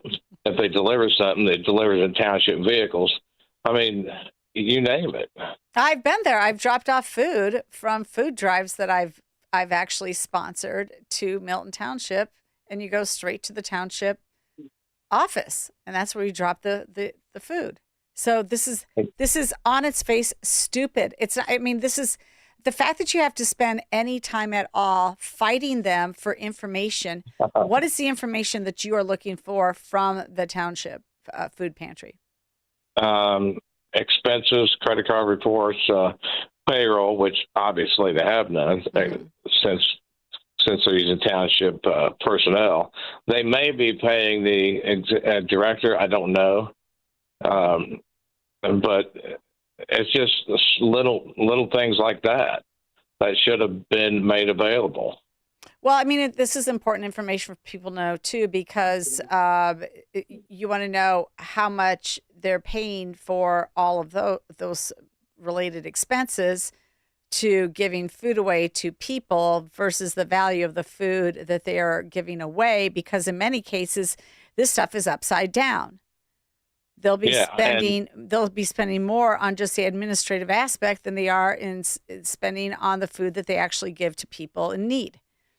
And all of the stuff they're using is public funds, right? Property or credit, and the public has the right to know how they're spent. Absolutely, we period. Do. And on top of that, but if they were good actors, John, if they were good actors, if these were good public servants, they would give you the information without you having to go to the Public Access Council at the Attorney General's office. I went to the Secretary of State, too. Did you read that email? I did. I guess I got it wrong. I thought you went to the Attorney General's. I did. Oh, you did, too. Okay. That was the part with the Attorney General Public Access Counselor. Okay. Now, the deal with the vehicles and the license plates, the Illinois Vehicle Code says that that permanent registration plates shall be issued to vehicles operated by or for any county, township, or municipal corporation. They're claiming it to the AG that it's a private corporation, the food pantry. It's not a governmental function. And the township is not operating those vehicles. It's the food pantry that's doing that. So how can they claim one thing to the Attorney General's office and then use government vehicles and government license plates? Because these are stupid people. That's how they claim they're this, not, John. Yeah, and also claim they're not the official food pantry. Because they are stupid political hacks. They don't care about truth. They don't care about delivering good services. They are a line item on your property tax bill, and you're getting screwed over by these people every which way. They suck. Let's just put it that way. They're bad actors. They're bad people. They're bad actors. And I know them, and I still say that because they're idiots. Nobody believes any of this stuff, and I'm pissed off. I asked the Secretary of State to go take the license plates and charge them. Hell yeah. Fraudulent use of license plates. Are they going to do it? I use the website that they want people to report ICE for swapping out license plate. Plate watch at ilsos.gov. Okay, you know what? I'm just actually done with this. I'm done with all the township bullshit. Just get rid of them. Get rid of them. Done Some with of them. Need to go. I have to agree. Yeah. I mean, here, and then also, okay, I'm just going to do a little political hit here. You've got Aaron Del Mar running for lieutenant governor with Bailey, and he's out there touting his experience as the road commissioner. He actually controls 18.5 miles of road. That's it. Oh, he's really experienced.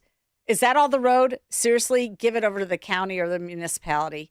Get rid of these townships at this point. They are useless. Useless. I agree. For the vast majority of them are useless, and especially, I mean, even ones that have the same boundaries as the city, like. They have coterminous boundaries. I mean, actually, there's been a few where we've gotten rid of them. When I was a state rep, we got rid of, I think it was Highland Park or Evanston. One of those two had coterminous boundaries. Well, Bloomington's like that too. They have a meeting, a township meeting, with a different chairman, and then turn right around and have a city meeting.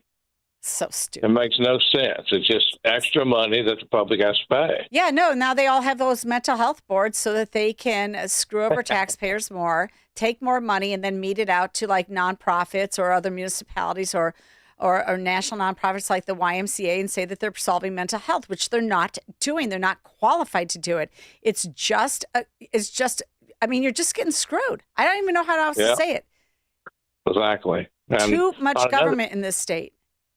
On another topic, and this deals with police and police records, the Bolingbrook police officer that allegedly whipped out a firearm when he was off duty in a road rage incident. Yeah, that doesn't go good. We ended up suing the Bolingbrook Bolingbrook and its police department, and Oswego and its police department, because it happened in Oswego. Oswego gave all the records to Bolingbrook.